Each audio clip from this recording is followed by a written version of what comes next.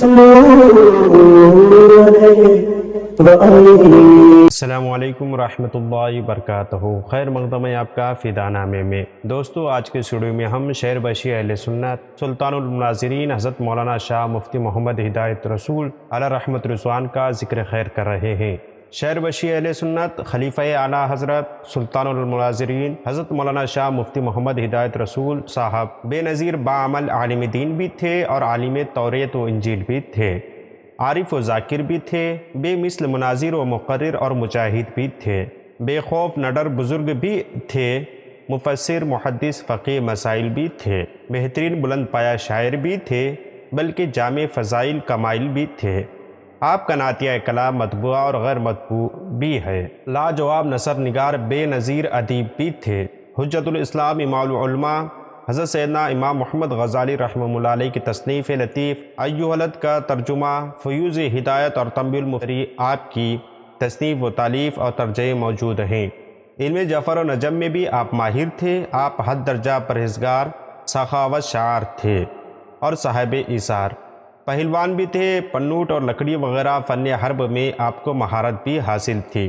اگر آپ کو شہر بشی اہل سنت کے حوالے سے ویڈیو پسند آتی ہو تو لائک اور شیئر ضرور کریں اور ہمارے چینل کو سبسکرائب کریں۔ حضرت شہر بشی اہل سنت حضرت علامہ مولانا شاہ مفتی محمد ہدایت رسول صاحب ابن حضرت مولانا شاہ حامد رسول قادری بن حضرت مولانا شاہ عبد الرسول صاحب، آپ کے آباء و اجداد بخارا کے باشندے تھے۔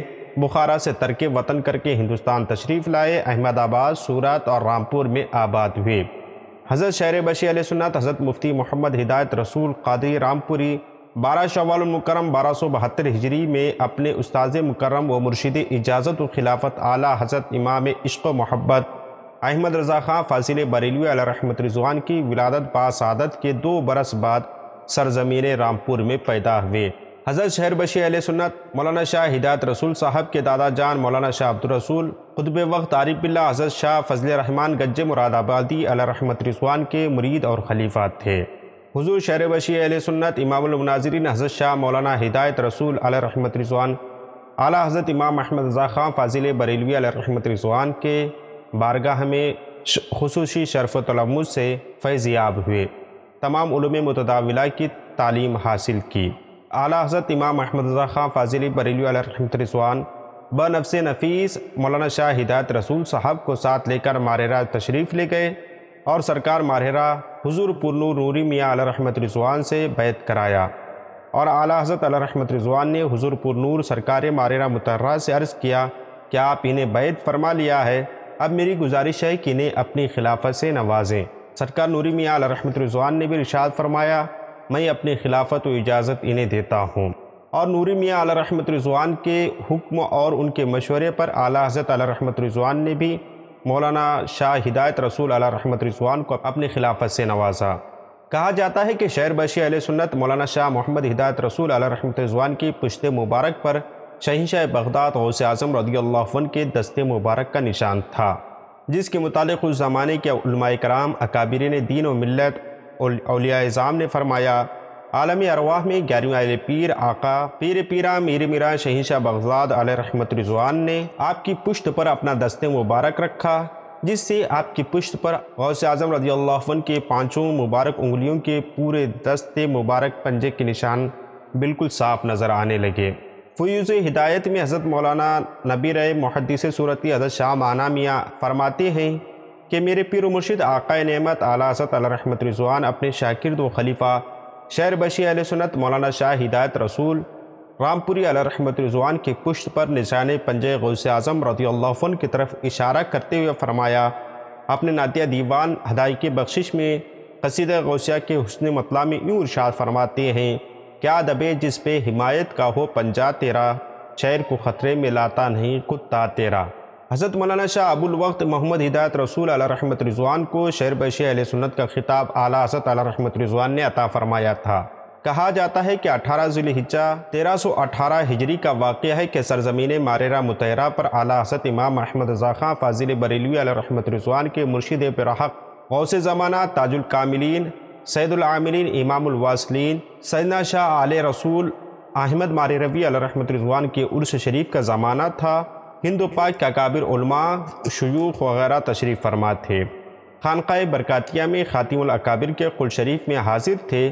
تاجدار ماہرہ مطہرہ قطب عالم سرکار ابو الحسین نوری میاں مسجد سجادگی پر جلوہ افروز تھے۔ مجاہد اسلام حضرت مولانا شاہ ہدایت رسول علیہ رحمۃ رضوان لاجواب خطاب فرما رہے تھے۔ خاتم الاکابر قدس سرہ کی سوانح حیات اپنے اچھوتے اور انوکھے انداز میں سامعین کو سنا رہے تھے۔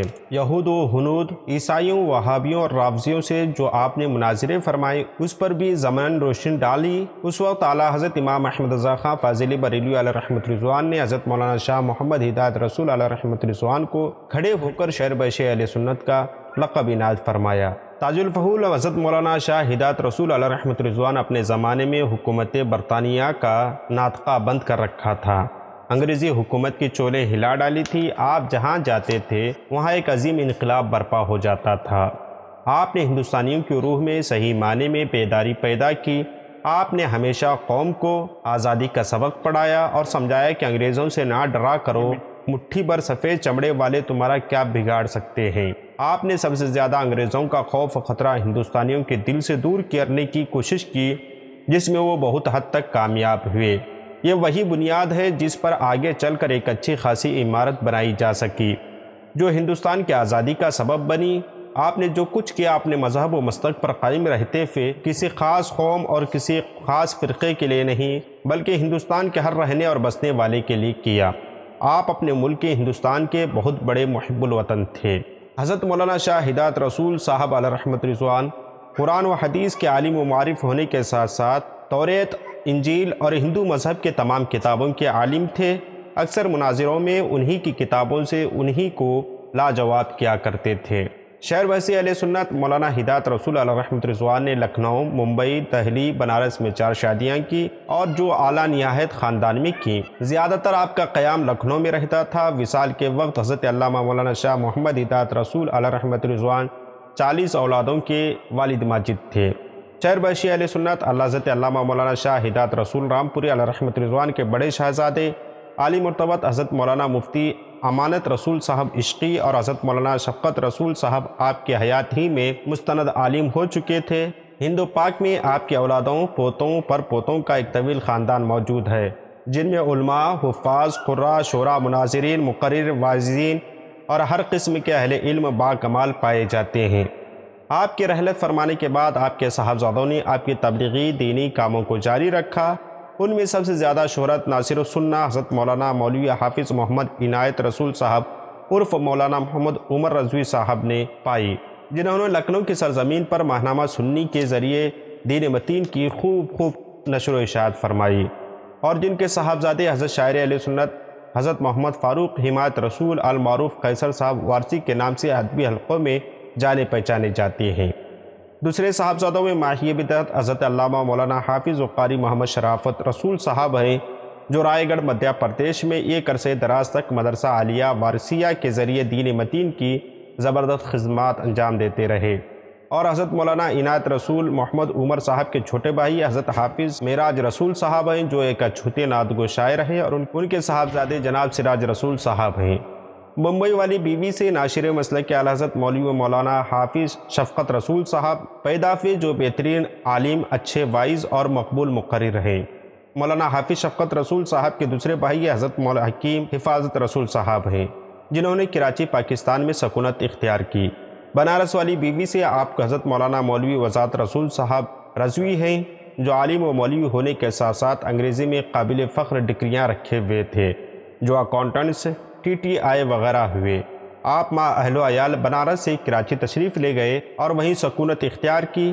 آپ کی کئی صاحبزادے ہیں، قابل ذکر حضرت الحاج محقق رضویات مولانا وجاہت رسول صاحب صدر مجلس تحقیقات امام احمد رضا پاکستان ہیں۔ حضرت مولانا ہدایت رسول علیہ رحمۃ رضوان کو حضور مفتی اعظم ہند علیہ رحمۃ رضوان کا صحرا پڑھنے کا شرف بھی حاصل ہوا۔ جب آپ نے صحرا اپنے نرالے انداز میں پڑھا تو اہل محفل جھوم اٹھے، اور اعلیٰ حضرت علیہ رحمۃ رضوان نے اپنے سر مبارک سے مبارک امامہ اتار کر آپ کے سر پر رکھا، اور اپنا جبہ مبارک بھی بطور انعام حضرت مولانا شاہ ہدایت رسول علیہ رحمۃ رضوان کو عنایت فرمایا۔